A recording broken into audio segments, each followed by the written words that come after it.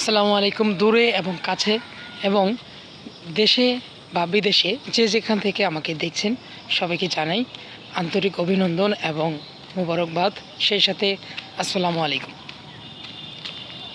তো আমাদের এই চ্যানেলটি একদমই নতুন, যারা আমার এই ভিডিওটা দেখবেন প্লিজ সবাই শেয়ার করে দিবেন, আর অবশ্যই ভালো লাগলে একটি লাইক এবং কমেন্ট করে আপনার মতামত জানিয়ে দিবেন, সেই সাথে চ্যানেলটা সাবস্ক্রাইব করে একটু সহযোগিতা করবেন।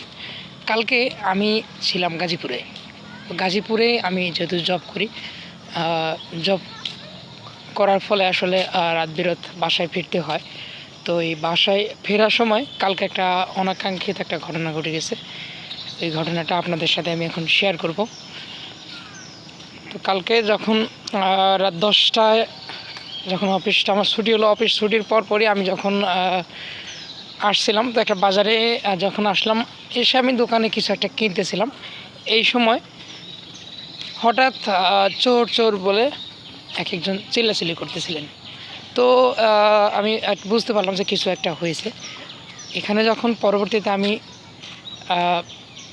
ঘটনাস্থলে গেলাম, যাওয়ার পর একটা অন্যরকম একটা চিত্র আমি দেখতে পেলাম।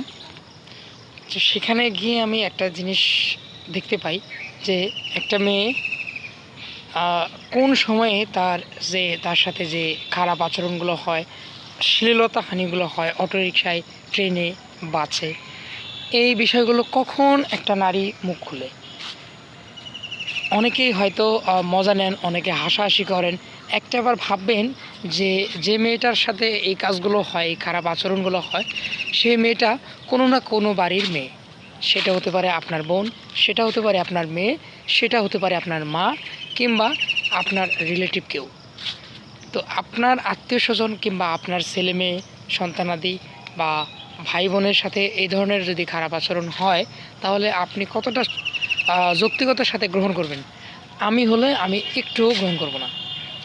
তো অনুরূপ আমি সেখানে ঘটনাস্থলে ছিলাম এবং দেখেছি মেয়েটা তানহা হেলথ কেয়ার শফিপুরের একটি মেডিকেলে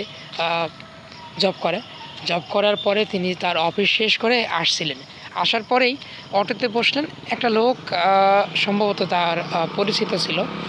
ওই লোকটা, মানে পরিচিত বলতে সে দুঃসম্পর্কে আত্মীয়, যাই হোক, তিনি সেভাবে দেখেননি, তিনি লোকটা আসলে দুশ্চরিত্রের।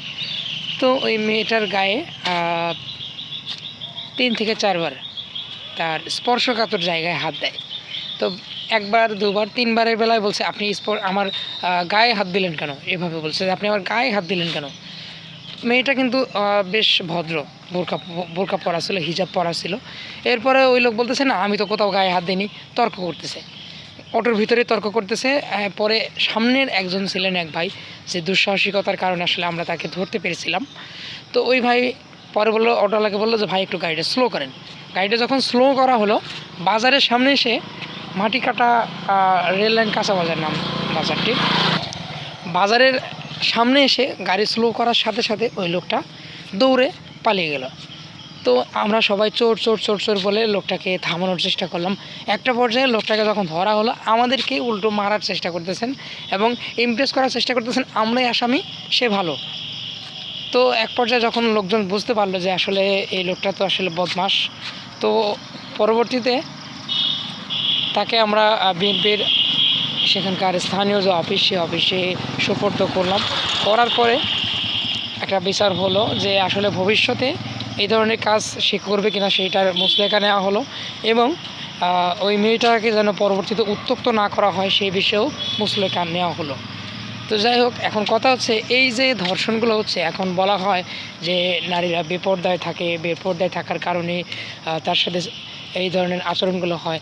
আসলে আমি যে মেয়েটাকে দেখেছি, মেয়েটাও বারবার বলছিলেন যে ভাই ভিডিও করেন না। আমি ওই মেয়েটার ভিডিও করিনি, কারণ সে জায়গায় আমার বোনও থাকতে পারতো। তো আমি বোন ভেবে আসলে তার ভিডিওগুলো নেই। তার মান সম্মানের কথা চিন্তা করে, তার হাজব্যান্ড আছে। তো যাই হোক, এখন কথা হচ্ছে এই যে ধর্ষণগুলো হচ্ছে, এই ধর্ষণগুলো পিছনে আসলে কোন কারণগুলো, এই ধর্ষণগুলোর পিছনে আমি যদি এখন আপনাদের ক্লিয়ার করি, এই ধর্ষণগুলোর পিছনে আসলে আমাদের মানসিকতা দায়ী। তো আমাদের ফার্স্ট অফ অল যে বিষয়টা নজর দিতে হবে, আমাদেরকে দৃষ্টিভঙ্গি বদলাতে হবে। আমাদের দৃষ্টিভঙ্গিগুলো বদলালেই কেবল আমরা এই বাংলাদেশ থেকে ধর্ষণ রোধ করতে পারবো। চলন্ত রিকশায়, ট্রেনে, বাসে বা যেখানেই হোক না কেন আমরা সেই ধর্ষণগুলো রোধ করতে গেলে কিন্তু আমাদের আগে দৃষ্টিভঙ্গির পরিবর্তন আনতে হবে, নিজের পরিবর্তন হতে হবে এবং অন্যকে এ ব্যাপারে উৎসাহ যোগাতে হবে যে মেয়েরা মায়ের জাত, সে হতে পারে আমার বোন, সে হতে পারে আমার ফুপু, আমার খালা, আমার মেয়ে ইত্যাদি ইত্যাদি। তাই নিজের আত্মীয় স্বজনের কথা চিন্তা করে, নিজের সম্পর্কের কথা চিন্তা করে প্লিজ এই বিষয়টি থেকে সবাই বেরিয়ে আসবেন এবং ভিডিওটা যদি ভালো লাগে সবাই লাইক, কমেন্ট এবং শেয়ার করবেন। আর আমাদের চ্যানেলটা সাবস্ক্রাইব করে সবাই সহযোগিতা করবেন। তো সবার সুস্বাস্থ্য এবং দীর্ঘায়ু কামনা করে আজকের মতো এখানেই ভিডিওটা শেষ করছি।